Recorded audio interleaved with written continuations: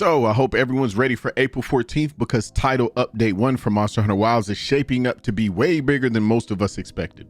We already knew a couple things were coming, like the new Grand Hub, which honestly looks pretty dope, and of course the return of Mizutsune as a featured boss fight. But now that we've got a full look at the update, it turns out that there's a lot more in store for us hunters. We're getting 2 more bosses, including a high-ranked version of Shia, plus a ton of new armor, new quests, and seasonal events, and we have a full roadmap for what's coming next. So let's jump into everything that's coming in this update. Let's start with the Grand Hub, which is the new player hub and social space. This has been one of the most requested features since launch, and it's finally here. You'll unlock the Grand Hub once you hit high rank 16 by talking to Tetsuzan in the upper part of Suja Peaks. Once it's opened, you'll get access to a pretty big and detailed area. Visually, it's impressive, and the space actually changes depending on what season events and activities. The Spring Festival, for example, will bring its own theme and decorations to the hub. Most of the key features from the base hub are moving here, but there are some new ones too. The Smithy is now here. Once again, Jamma returns, and he's working with the new apprentice. The Squad Information Center is moving here from Windward Plains, so all your squad management and multiplayer setup happens right in the Grand Hub now. There are also mini games, like one called Barrel Bombs, which is a competitive little activity that gives you hunt useful rewards depending on your score. For example, potions, healing items, buffs, that kind of stuff. The kitchen's also back too, and you can once again prep meals for buffs. What I think is particularly dope about this section is the menu will change depending on the season and what event is taking place in the hub. So here's the part that most of us care about. We got 3 new monsters that are getting added in April. First up is Mizutsune arriving April 4th.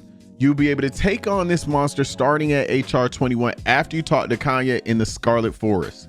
The fight itself is about what you'd expect if you fought Mizutsune before.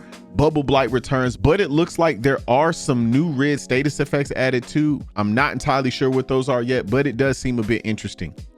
As usual, beating Mizutsune lets you craft new armor for both your hunter and palico. The design does look dope. I'd say very fluid, very stylish, very Mizutsune-ish, obviously. Shia is making a return, this time at high rank, and honestly, this is probably going to be a standout fight. Shia was already the final boss for low rank, so seeing it return stronger and more dangerous is exciting.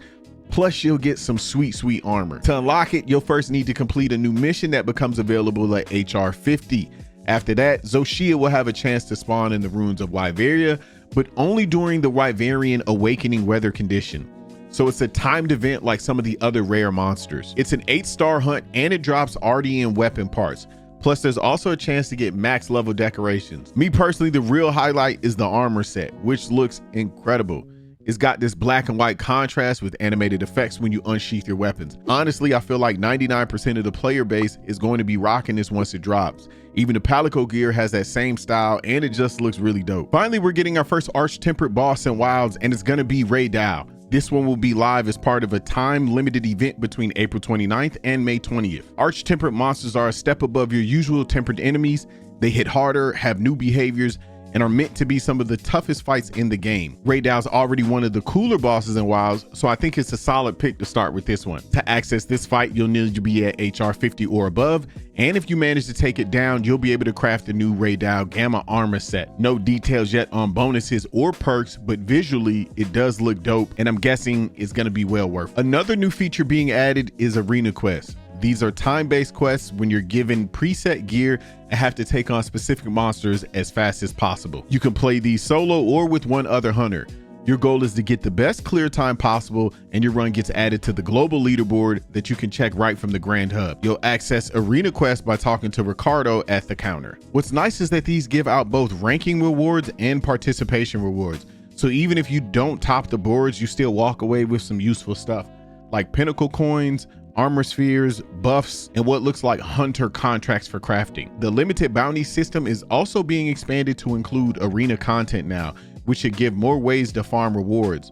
Some early footage shows cooking ingredients and armor spheres as bounty rewards, though there were some UI glitches in the preview build, so we'll have to see how that plays out. In addition to arena quests, we're also getting challenge quests, which include up to 2 players using fixed gears, and then you have free challenge quests as well, which include up to 4 players, no gear restrictions, so you can use this for team cohesion and loadout testing. Kicking off on April 22nd, we've got our first seasonal event, the Festival of Accord Blossom Dance. When seasonal events are active, the Grand Hub changes visually to match the theme, and even the meals will reflect this in the season. There will be special rewards, gestures, and consumable. Also, it looks like previous event quests will rotate back in. So if you've missed anything recently, you'll have a chance to catch up. We're also getting some new cosmetic rewards like the windblown scarf, and more items will be added as the event goes on. So dropping alongside the main update is Cosmetic DLC Pack 1, which includes new furnishings for your pop-up camps.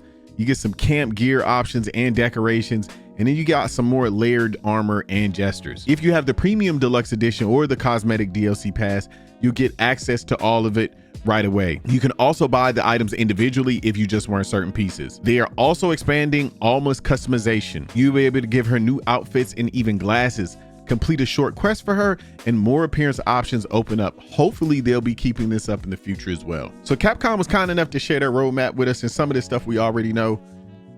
April 4th, the Title 1 update, which includes the Grand Hub, Mizutsune, Shia, and Arena Quest. And then April 22nd through May 6th, we have the Festival of Accord Spring event. April 29th through May 20th, Arch-Tempered Rida event. And then late May, we have a new update with the Capcom collaboration, but there's no details. But as we can see here, it has been confirmed. And then Summer 2025 Title Update 2, which includes new monsters, Lagiacris, which they teased, another seasonal event, and hopefully more features we've been waiting on. So to be honest, I'm not upset, but there are a couple things that weren't included that I was really hoping we would get. Number one, and I think everyone would agree with me on this, is layered weapons. RTN weapons, if you're going for a meta build, seem to be it, but they're really ugly in my opinion, just a personal opinion. And then number two, there's a bunch of beautiful endemic life in this game, but there's no way to actually display it in base or to show our trophies for capturing them. So yeah, that's everything coming in Title Update 1. It's definitely one of the bigger updates we've seen post-launch.